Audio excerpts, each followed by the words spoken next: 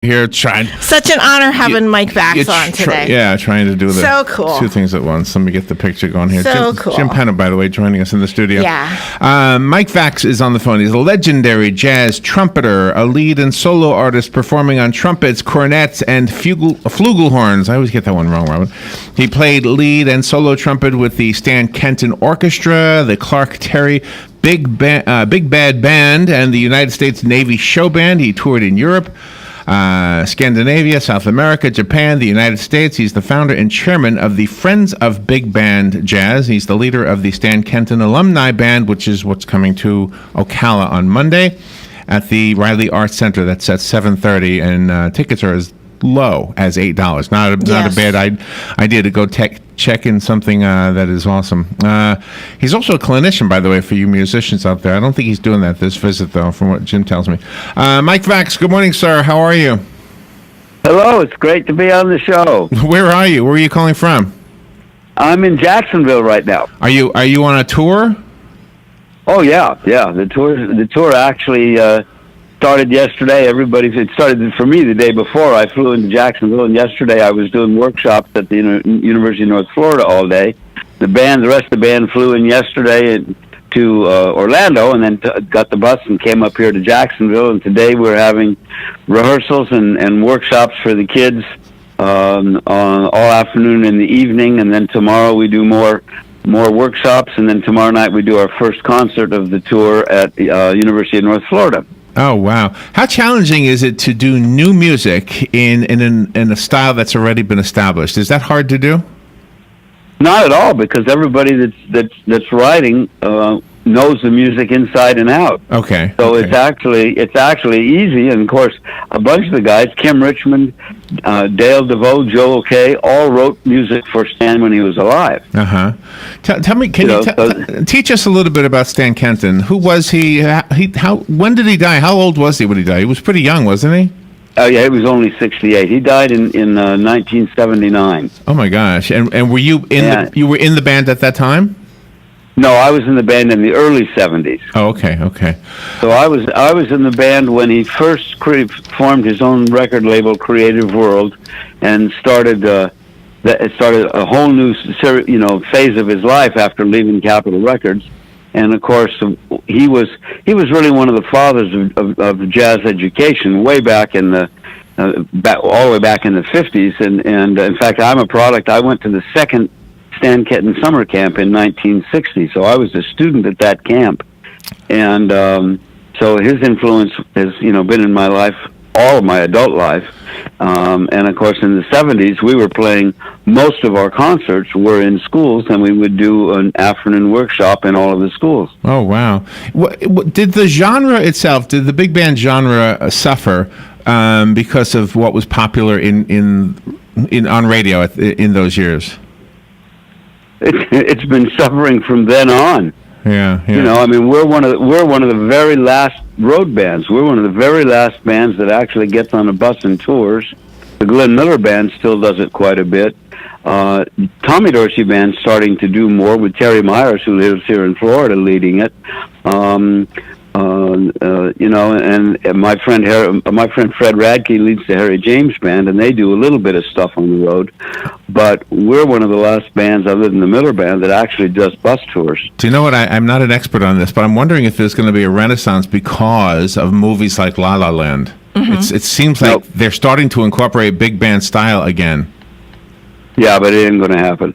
You don't think so? I'm sad. You know how much it costs to put a band on the road these days? No, but you do. Yeah. That's right. And people think I'm crazy to even try to do this, but it's just something that's, I think, Stan ingrained in me, that we've got to try to keep it going, to keep the music alive and keep young people interested in the music. I don't know. I went and saw La La Land, and I really enjoyed it. But how many high school kids are going to go see that? But it seems like I don't know.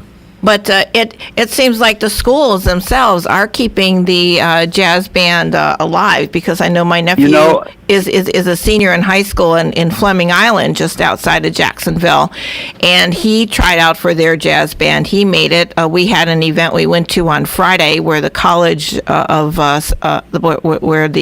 college right here in our area, they have a jazz band. They came out and played at the event, and they seem to be well received. Well, it's an interesting thing, and I'm one of the last people to be negative about it, or I wouldn't be putting all my time and my money and everything else into it.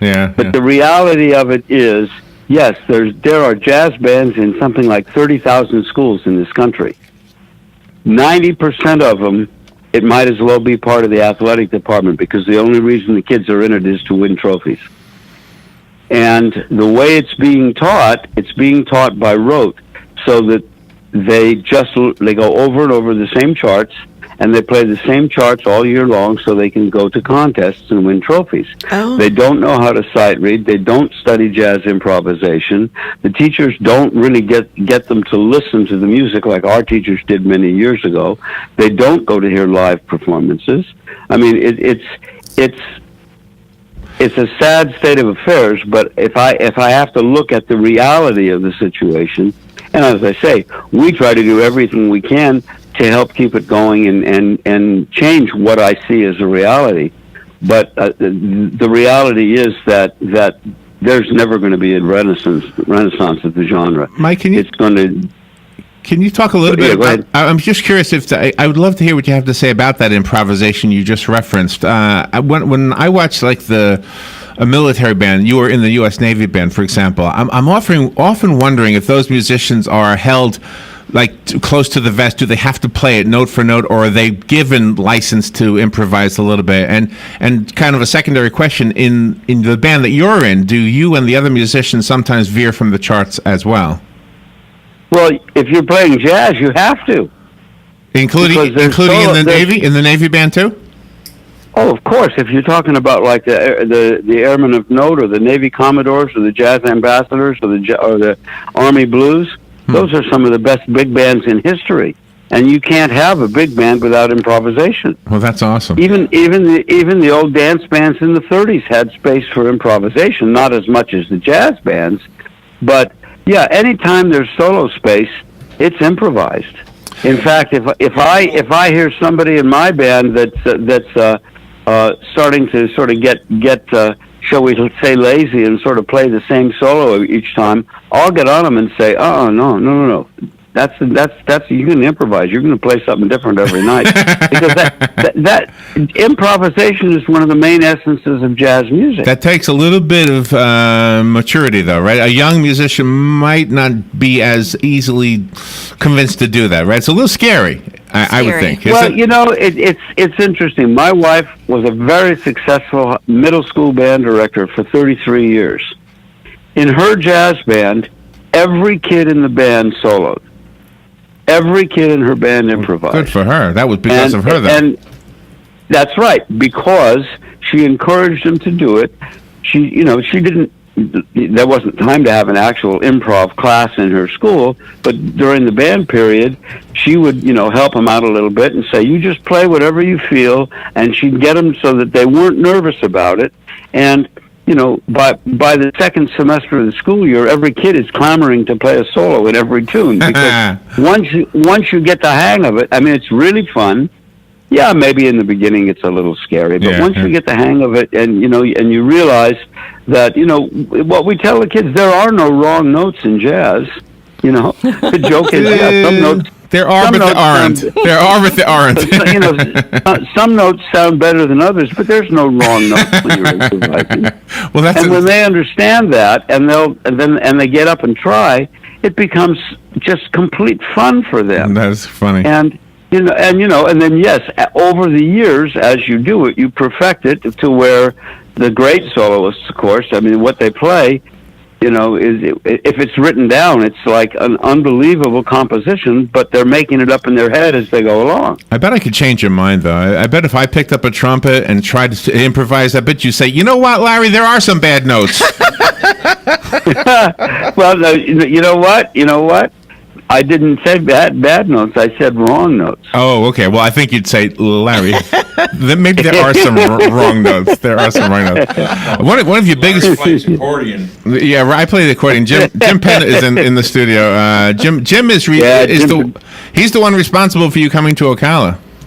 Oh, that's right. He's a good friend. He's been a fan and one of those people that sort of puts his money where his mouth is and tries to help what we're doing. Oh, Jim does. He's very, very astute at that. So, and the mic is open, Jim. If you want to say something, earlier I heard you saying something. I didn't. Flew out to California to see the Cuban Fire out in Pasadena there, and you blew the roof off the place. Yeah, that music is really hard. Yeah. So if we're familiar with your CDs and we know every note and every nuance on the recording, then we go see you live. We hear it performed slightly differently, don't we? Well, the solo space, the written part is going to be pretty much the same every night. That's part of the consistency of the sound of the band. But when it comes to the open solo space, then you're going to hear different stuff every night because the guys in the band are such great jazz players and so creative, So the same thing would be true if I went to see you in Jacksonville, and then if I saw you here in Ocala. Just in a few nights, you're going to have something different, right? Well, again, it's only in the solo space. Right. Yeah. So the arrangement is going to sound the same pretty much every night. Yeah, Because, if you looked at the sheet music, at the solo space, it would just say free blowing. There's no notes on the page. Is that right? No, there are chords on the page. There are chords written. Yeah.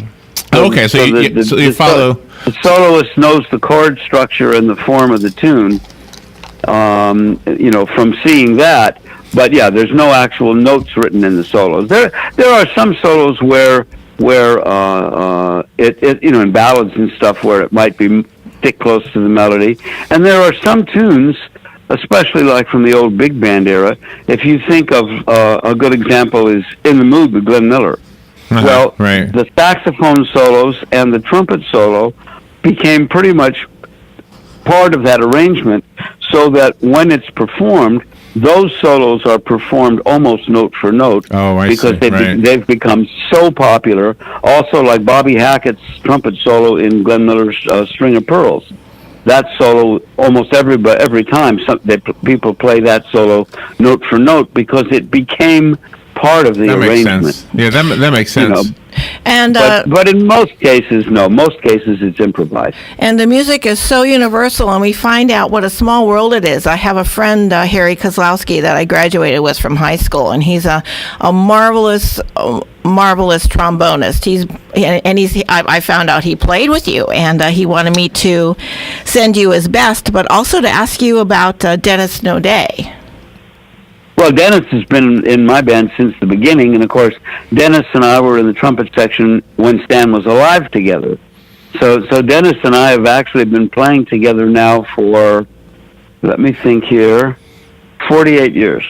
Oh my goodness! Wow! And Dennis and I are best friends, and so we've the cruise that Harry and I did together. On that cruise, it was Dennis's band.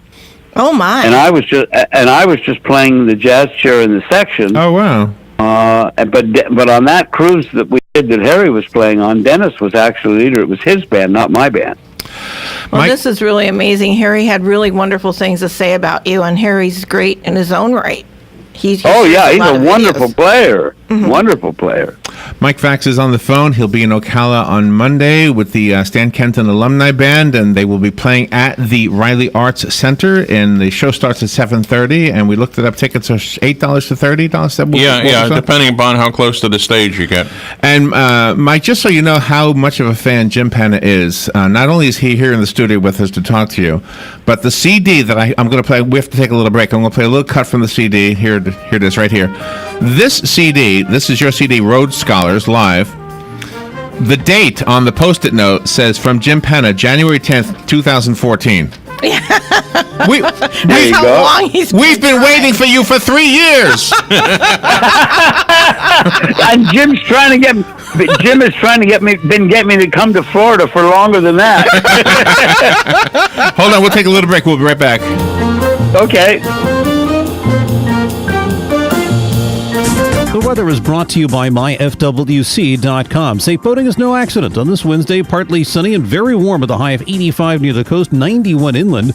Partly cloudy Wednesday night, low 57 inland, 67 on the coast. Thursday, partly sunny and remaining very warm, high 84 on the coast, 90 inland. For Friday, clouds and sun, breezy and warm. A couple of showers and a thunderstorm are likely in the afternoon, the high 81 at the coast, 86 inland. From the Florida Weather Center, I'm meteorologist Joe Lundberg. Hello, gorgeous. Hi, this is Becky at Hello Gorgeous Salon. Let's get rid of those sun damaged ends and faded out color and get into something rich and vibrant. It's time to get that new look started. So call today and set up your appointment at Hello Gorgeous Salon, 351-5358. Hello Gorgeous is a certified Brazilian blowout salon. We can tame those locks, leaving your hair healthy and shiny with a Brazilian smoothing treatment. And whether you're going on a job interview or out on a date, your hands do a lot of talking. Manicures are a must. Hello Gorgeous is a full-service salon, so let us help you make a great first impression. Call us today to set your appointment at Hello Gorgeous. Our number is 352-351-5358. Again, that's 352-351-5358. Hello Gorgeous is conveniently located in the heart of downtown Ocala, right next to the historic Marion Theater. And don't forget, we also do men and children's cuts too. Hello, gorgeous. Hi, my name is Erica Olstein. I'm a doctor of acupuncture and oriental medicine. Do you have a gout-ridden toe or bowels that move too slow, creaky knees, or how about an asthmatic wheeze? Then acupuncture is sure to please. Come visit me, your primary care physician, Erica Olstein at A Better You Healthcare. Call me at 352-615-5566. That's 352-615-5566. You're going to love your new windows and the immediate energy savings when you work with Renewal by Andersen. You'll experience legendary quality installation. Visit renewalbyandersen.com for a free in-home consultation with the pros. Right now, save $300 on every window and $850 on patio doors. No money down, 0% interest, and 0 payments for 12 months with approved credit. Visit renewalbyandersen.com. That's renewalbyandersen.com. But hurry, offer ends March 31st. License CGC 1524135. All right, let's return. Mike Vax is on the phone. He's up in Jacksonville, I think he said, right? He's up in Jacksonville. And he's going to be in Ocala on Monday with the Stan Kenton Legacy Band performing at the Riley Arts Center. If you've never been to the Riley Arts Center, let me start there. This is the most beautiful theater that you have ever seen in Ocala. Okay, Yes, and it's in pretty much everywhere. We went to that one, the Phillips Theater up in Gainesville. That's a nice one. Yeah, too, right? that's beautiful. Now, Mike Vax said that Jim Penna, who's in the studio with us, has been bugging him to come to Florida for like 36 years or something. and so I want to tell you, Mike, that you are coming to an area that has a lot of fans of big band music. You have people living in an area called the Villages. Hopefully you know about it. On top of the world, we have a big retirement community here, plus a college community. So you got kind of both ends of the spectrum right here. And if you live in any of those areas, you got to spread the word. Mike is coming to town. Mm-hmm. You're not going to have this more than one night, one performance, right? That's it. That's it. Yep. Right. That's 7:30. They can follow us. They can follow us around and come to other places. We'll be in Lakeland, and we'll be in Port Orange, and we'll be in Melbourne. Yeah, but the problem is that and we'll be at Disney Springs. I know. But this is the one chance to be right in Ocala. Mike, I have to explain to you. They drive golf carts. They can't. They can't go. They can't go that far. All right, let me take a phone call. Good morning. You're on there with Mike Vax. Yes, good morning. I had the privilege of attending a Stan Kenton concert back in the 60s at the Milwaukee Lakefront Art Festival. It was a free concert. It was 2 hours of the greatest music I ever heard. I had a chance to shake his hand afterwards. Are there any original people still with the band? Well, when you say original, not from the very original band, because those people would all be around 100 years old. But half of my band all played with Stan Kenton when he was alive. Yes. So there's, I think, 11 of the 19 actually played with Stan when he was alive. Oh, wow. That's awesome. Well, thank you for the call. And make sure you show up on Monday. Yes, I will. All right. Thank you. Thank you. That's kind of exciting. So hopefully you will endear yourself to our area and make more than one visit. Well, I would love to. You know, it's a challenge. We joke about it, but it's not really a joke. It seems like every year it gets harder to book these tours, and so we just keep it going as long as we can, and we see what happens. How I do it is we pick different areas of the country because we can only tour for a short time because the studio players can't be gone out of Los Angeles for too long. So our tours are usually 2 to maybe 3 weeks at the most. Well, this year we're going to Florida. Next year we're going to be in the the Northeast. We'll be up, from say Washington D.C. up into Maine, and then the following year we might be in the Midwest because that's the easiest place to book. Oh, really? But so maybe within the next few years we can get back down here once we've made this first trip in the inroads and people have heard the band and get a little bit easier, and then so who knows, maybe we can get back down here within the next few years. Again, it's a money thing. If there's any like billionaires out there or something that love, I think Jim's a billionaire. Big band music, they want to invest in my nonprofit. We could tour more. I mean, I would love to have this band out 2 or 3 times a year for 3 weeks. That would be awesome. But these tours cost about $100,000. Wow. When you figure the bus, the hotels, the airfares to fly everybody in from all over the country, paying the musicians. Right. These tours are expensive, and the only way that we're still doing it is through my nonprofit. If we didn't have the nonprofit, if we didn't have a place where people could donate money to help us do this band wouldn't be in existence. So with that said, let me, before we run out of time, ask you to give a website so we can contact you and maybe actually do that. It's very easy. It's bigbandjazz.net. Wow, you got that one? Good for you. Yep. Good for you. And on that website, there's an area where you can go to and you can click and you can donate, and it's a 501c3 nonprofit, and donations are deductible. That's how we stay on the road. The only way that we can do this, and you can buy his CDs. Donations. Yeah, but you know what? The CDs, a lot of that money goes into our scholarship fund. Before we run out of time, Mike, I want to thank you for being on the air. I also want to tell you that the auditorium you're going to be playing in, the Riley Arts Center, was designed with the consultation of Maestro Matthew Wardell. He made sure that the place has great acoustics. I think you're going to really love the venue. I don't know if that means anything to you, but it seems like of course it does. I think you'll enjoy it. So let me leave with one of the pieces here. And thank you so much for being on the air with us. We will see you Monday night, Mike. Great. I'm looking forward to it. Thank you, Mike. All right. Okay. We'll be right back. Thank you, Jim. Thank you for coming in. We'll be right back.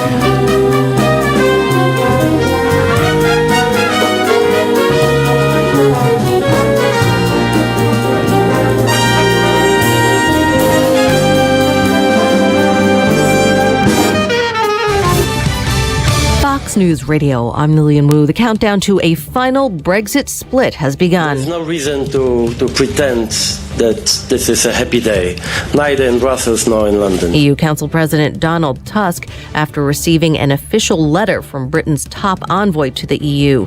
Some Republicans pushing back against the call for the chair of the House Intel Committee, Devin Nunes, to step aside in the Russia investigations. Devin is the chairman of House Intel, whether they like it or not.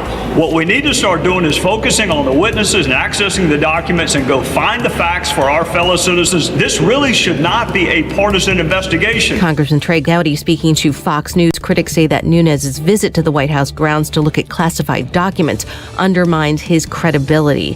Fox News, we report, you decide.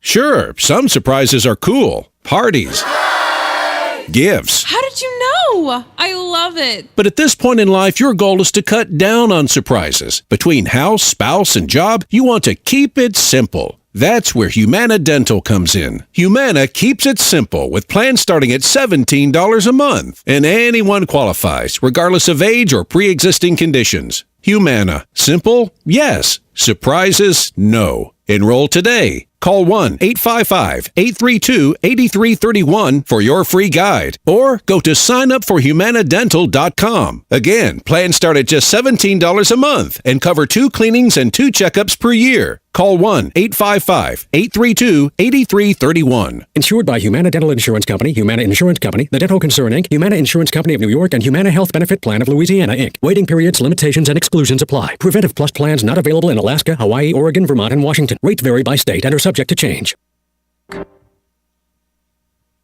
Today in Florida Ag News, I'm a Southeast AgNet. With each generation, more and more people are removed from any involvement with agriculture. And that's why Florida's Commissioner of Agriculture, Adam Putnam, says those in the industry need to continue telling their story so consumers better understand it. You know, we just always got to continue to tell our story. And as we, as a society, move further and further from the land, as we as a state become more urbanized, you know, roughly 80% of the population lives within 20 miles of the coast, and they may not have any idea of the productive bounty that's coming from the interior of the state, even in coastal counties like Palm Beach and Hillsborough and Miami-Dade. So, you know, the constant level of awareness has to be raised by our farmers and ranchers, and remind people that the same wonderful climate that makes us a destination for people to come to the beach and play golf in January and visit our state also makes us a competitive leader in agriculture.